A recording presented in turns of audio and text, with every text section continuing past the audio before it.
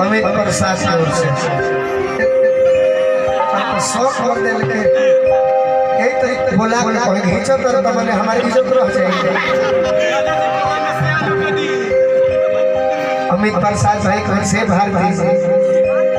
कि आज हो पहिला मिलनवा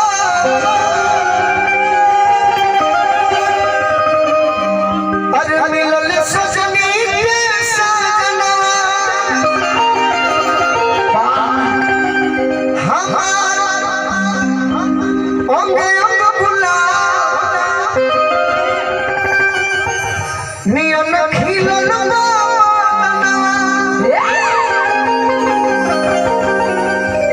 सुनी सुनी भगवान भगवान अर्जुन बिहार प्रेम से कहा रहा बजाय के बाद ढेर गीत हो मटीन के फेर में हुआ जाला प्रेम से खूब सुंदर बात कि सुनी सुनी भगवान अर्जुन बिहार खुशी मान लो कि हमारे से तहर बियाह हो रही तो तू का कही आज राजा जी के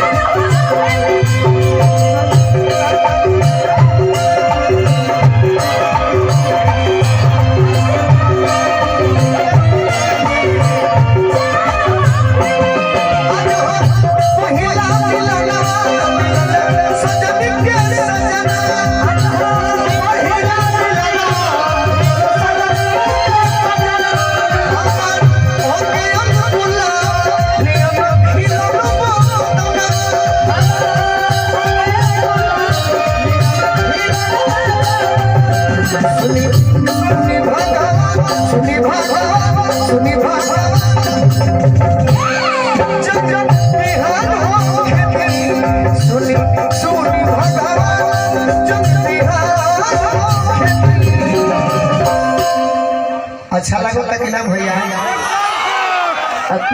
दिल से लगता कौनो भी गीत इजे से सुने के चाहिए कि हमें होने होने लोग बा अरे हम कुछ करो थोड़े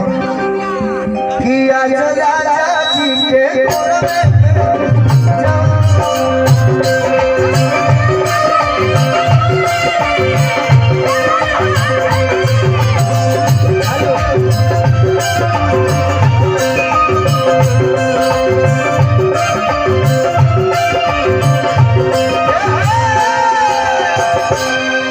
तीन गो गीत हम जीवन में गौनी जो ना पहला गीत करोरा सब सुन ले हो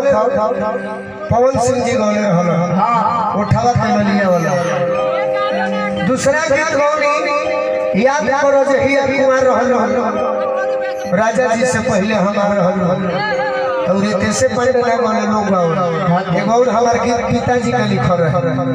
ए गीतिया में सेट कर जे बिंजू मास्टर अरे ले